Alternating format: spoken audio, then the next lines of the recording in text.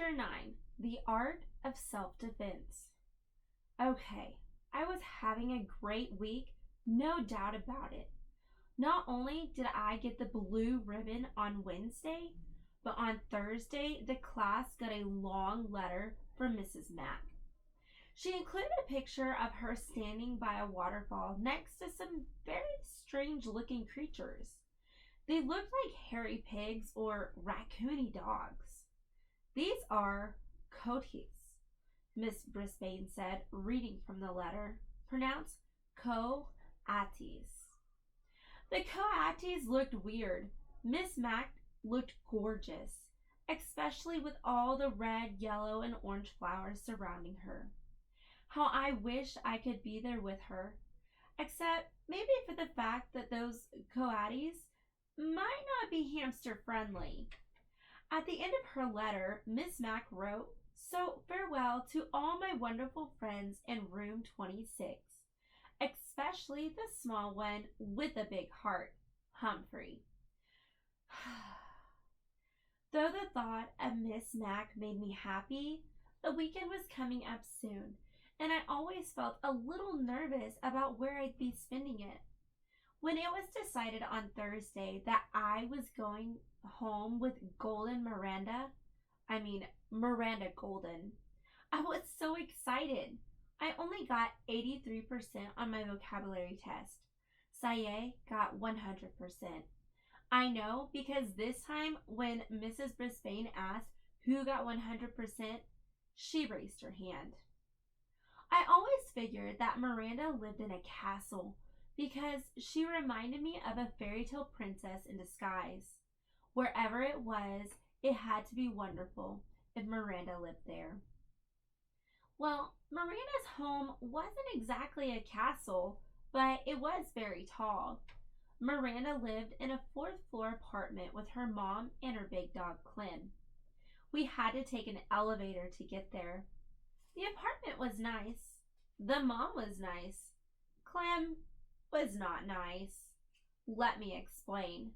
Miranda has a small bedroom and her mom let me stay there, right on the desk. To welcome me, the two of them did a complete clean out of my cage. "I'll bet nobody's done this for a while," said Miranda's mom. And she was right. Pretty soon I felt like a brand new hamster. Suddenly, Clem bounded into the room, a big mass of yellow fur poking his huge nose right up against my cage. His wet nostrils were like two eyes staring in at me, and he stuck out a giant tongue that came at me like a tidal wave. Luckily, the cage protected me. "Mom," Miranda yelled, "please get Clem out of here." Thank heavens, Mom took Clem out for a walk in the park while Miranda showed me her room. She held pictures of her friends and family up to the cage so I could see. Her dad, her stepmom, her grandparents in Florida. Next, she introduced me to her goldfish, Fanny. She wasn't much of a conversationalist. I squeaked, "Nice to meet you, Fanny," and she said, "Lub." I was thinking about how wonderful it would be to live with Miranda all the time when Clem returned from the park and galloped into the room. "Clem, stay out!" Miranda shouted. But Clem just wagged his tail and barked. Miranda closed the door so the dog had to stay outside, but we could still hear him whining and crying like a baby out in the hall. Still, just being with Miranda made everything seem golden until her mom called her to go shopping. Miranda protested, "Good girl." But Mom didn't want her to stay inside on such a nice day. She had no choice unless she was rude to her mom, which Miranda never would be.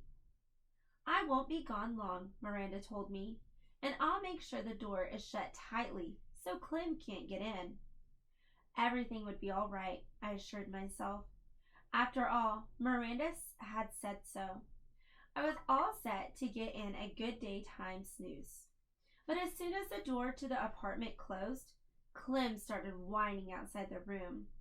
I could hear his big paws up on the door, trying to push it open. I was a little nervous, but Miranda had assured me I'd be all right. After all, she wouldn't be gone long. Then I heard it, the slight turning of the knob, as Clem flung himself at the door repeatedly. What a barbarian he was! Suddenly, the door swung open and Clem burst in and ran straight to my cage. I tried to distract him by spinning on my wheel. I can do that for hours, if necessary. I thought the spinning wheel might even hypnotize him, like an old movie I'd seen with Miss Mac. Miss Mac, where was she when I needed her? But apparently all that spinning just excited Clem more. He started barking at me, but I couldn't understand a word he said. "Now cut that out," I squeaked at him. That just seemed to make him more hot and bothered. He plopped his front paws up on the desk and stuck his nose against the cage near the lock. "That lock doesn't lock." "Easy now, calm down," I squeaked soothingly at the beast, but he kept poking his nose at the cage, showing me his huge tongue and his huge teeth around it.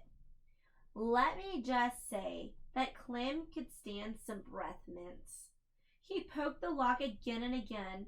I knew if he jiggled it enough, the door would swing open and I'd be history. Poor Miranda would never know what happened to me. She might even cry. I couldn't stand the thought of Miranda crying. I hopped back on my wheel and started spinning with all my might, hoping to buy time. Clem pulled back for a moment and stared at the wheel going round and round. Let me just say, I'm glad that Clem is about 2 quarts low in the brain department.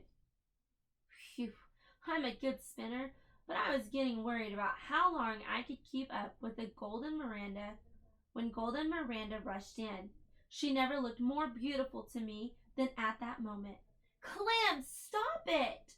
she shouted in a very firm voice. "Bad boy!" Clem raced to her side, wagging his tail. Miranda's mom dragged old Clem out of the room and closed the door behind her. Whew. Miranda was very sorry. She opened the cage and reached in to pick me up. "Poor Humphrey," she said, hugging me. She sat me on her desk and stroked me gently with one finger. "I'm so sorry, Humphrey. So sorry." Oh, I don't know what felt better, the petting or Miranda's soothing words. Miranda felt so terrible about what had happened. She let me play on her desk. She lined up books all along the edges so I wouldn't fall off. Then she let me wander around and see the sights. A desktop is a very interesting place, in case you've never explored one. Miranda's desktop had a big cup with hearts all over it. The cup was filled with pencils. Ah, pencils smell so sweet. She had a round silvery container of paper clips and a square purple container of rubber bands. She had lots of paper in a pink box, and she had a great big fat dictionary. I could really use one of those. I wonder if they make doll-sized dictionaries you can hide behind a hamster's mirror. Miranda giggled as she watched me check things out. When I tried to climb into the paperclip box, she stopped me with her finger. "No, no, Humphrey, those would hurt you." She did the same thing when I tried to roll in the rubber band box. "No, Humphrey, rubber bands can be very dangerous," she told me. Well, I guess I knew that. Hadn't Garth shot a rubber band at AJ last week and almost got sent to the Principal Morales' office? Hadn't AJ held his arm and said, "Ow!" when the rubber band hit him? Anyway, I really enjoyed my time on the desk until I heard Clem barking. Then I made a beeline for home. "Oh, Humphrey, I won't let Clem hurt you, honest," Miranda assured me as she gently helped me back in my cage. I believed her. I really did. But when it was bedtime and Miranda's mom came into the room to say goodnight, she said some words that sent a chill up my spine. Don't forget, we're going to Nicholson's house tomorrow night. Miranda protested. I hate to leave Humphrey. Clem gives him such a hard time. We'll lock the door this time, honey. He'll be okay, her mom said. And tonight, Clem will be in my room. After her mother left, Miranda assured me that Clem loves to sleep in Mom's room. But if anything happens and you get scared, just give me a squeak, she told me. Don't worry, I will, I assured her. I didn't sleep that night. For one thing, the stars on Miranda's ceilings glow in the dark, and they're so beautiful. I couldn't take my eyes off of them. For another thing, well, I'm nocturnal. But mainly, I didn't sleep because I was worried about Clem. After my experience that afternoon, I believed that no lock could hold him back. And how could a little hamster fight back? What weapon would I have against a big, hairy, bad-breathed, small-brained creature? What weapon indeed? I had an idea.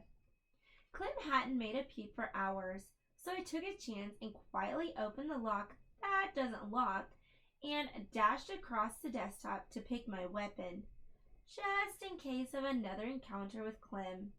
Then I scrambled back to the cage with it and quietly closed the door. I hid my weapon behind my mirror next to the notebook where no one could find it. Then I managed to get 40 winks or so of sleep around sunrise. Miranda and her mom kept Clem out of my sight all day until it was time for them to go to their party. I'm still worried, said Miranda. I'm locking your door with a key on the outside, her mom said.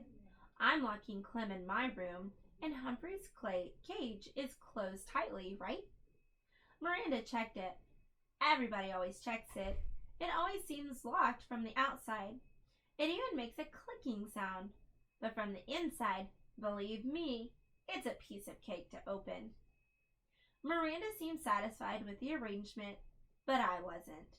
So I remained on high alert all that afternoon and evening. And here's what happened. After Miranda and her mom left, Clem barked for a while. Then he heard jiggling and joggling for about an hour. Next, I heard big, hairy feet padding down the hall towards Miranda's room. Toward my room. I sucked in my breath and waited. Yes, I knew Miranda's mom had locked the door with the key, but Clem didn't seem to let little things like that stand in his way. The doorknob squeaked and rattled. It twisted and turned. Nothing happened, but that didn't seem to bother Clem, the barbarian. He jiggled, rattled, and twisted it some more. When he got tired of that, he threw his whole body at the door. And then, very slowly, the door opened. Clem actually seemed surprised, but I wasn't. I had spent the last 2 hours carefully preparing for this moment. Not that my heart was going thump, thump, thump very loudly. Even Fanny the fish seemed nervous. Clem trotted up right to my cage, stuck his big wet nose against it. Stay away! Keep your distance, I squeaked. I'm warning you. Clem wasn't discouraged one bit. Woof! He barked, sending a foul cloud of doggy breath my way. I didn't even flinch. He barked a few more times and then began poking his big nose against the cage door. I wondered if he actually knew the lock was broken. The time had arrived to put my plan into action. I was in grave danger and I had no choice. I would only have one chance at Clem because I only had one weapon, a rubber band. It had taken me a long time to get it hooked around the edge of my food dish. Now I carefully pulled it back as far as I could, aiming directly at those big doggy nostrils. You asked for it, beast, I squeaked. Then I let loose. The rubber band snapped and sailed through the air, hitting Clem squarely on the nose. He yelped like a baby and rushed out of the room as if he had seen a ghost. Too bad I didn't still have my ghost costume. That would have been a nice touch. I guess Clem wasn't quite as dumb as I had thought, because he never even tried to come back into the room again. Of course, Miranda and her mom were really puzzled when they came home and found both bedroom doors unlocked and Clem cowering under the living room sofa. "I don't get it," said Miranda. "Humphrey looks just fine. Maybe it was a burglar." But Miranda's mom checked the closets and drawers and nothing was missing. "Now, that's a mystery," said Miranda's mother after she searched the whole apartment. Miranda stared at me, shaking her head. "If only Humphrey could talk," she said. "But I can, if you just listen," I told her. "I bet you'd have a lot to tell us," Miranda continued, not understanding my squeaks. Yes, I do, I thought. Enough to fill a book. Tip 9. Hamsters do not enjoy contact with other animals. A cat or dog may eat a hamster or at least do it bodily harm. Guide to the Care and Feeding of Hamsters, Dr. Harvey H. Hammer.